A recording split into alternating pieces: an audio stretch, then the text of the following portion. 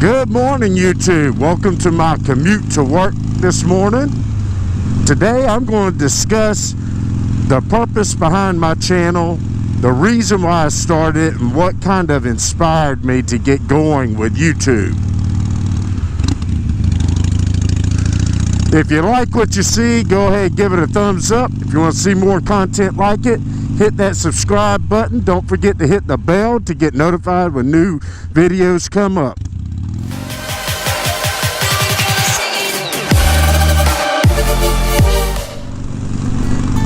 Alright, well, I just got off work.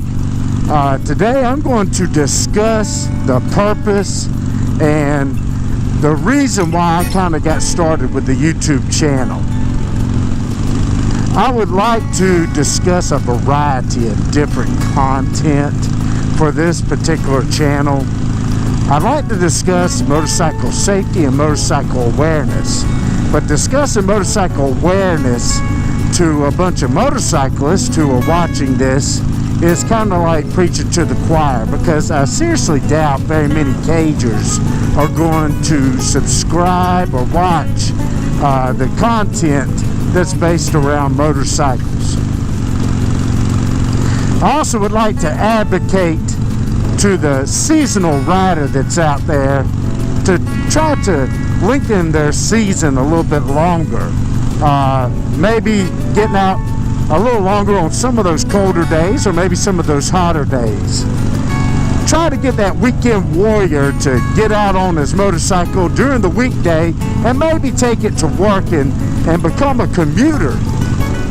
Maybe that 9-to-5er that has those job obligations and those duties at home to family and has responsibilities, maybe find a good weekend that you can take off from everything and maybe have a good family time out doing a motorcycle trip, such as going camping, doing an overnight trip somewhere. And really, I want to be able to do all this on a budget. We all have jobs, and sometimes those jobs don't allow us to do some of the things we'd really like to do.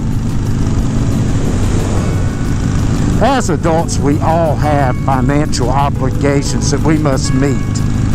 And one of the things that I want to do with my channel is to make sure that I am staying on a budget. And budget does not always mean that it has to be really cheap and crappy. You could get things a lot cheaper, or find ways of getting things done a lot cheaper without it actually affecting the quality of the product that you're trying to get, or the quality of the experience that you're trying to get. I first started with still frame photos from a cheap little point and shoot camera. I later added an entry-level digital SLR.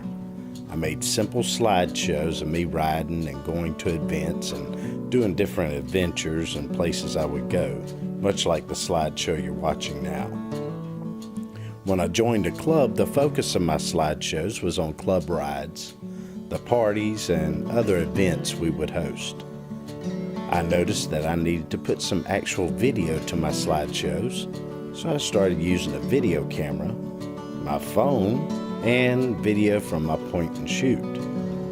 I eventually got a GoPro Hero 5 session and mounted it to my handlebars to get footage of the ride.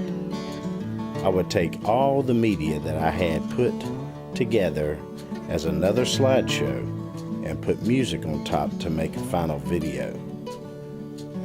Now, what inspired me or sparked the interest to vlog is that one day I was riding my motorcycle to work and noticed the battery light had come on. I know the battery was fine because I just replaced it and kept it on the battery maintainer.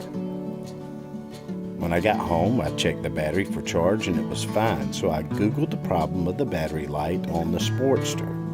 I found a few videos on YouTube and started watching them. Then I saw a video that said Harley Tech charging system. That is when I found the video by John Maxwell.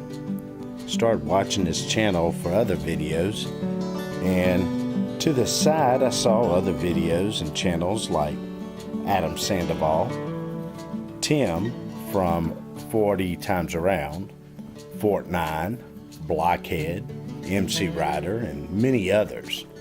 They all had their own style of vlogging. I looked into how these guys were able to record audio and video at the same time so people could hear their voice while riding. Using the method I found from Blockhead, I set up my helmet and got started. The content I wanted on my channel was a little different, or maybe a little like some of my influences. I know I didn't want to do product reviews.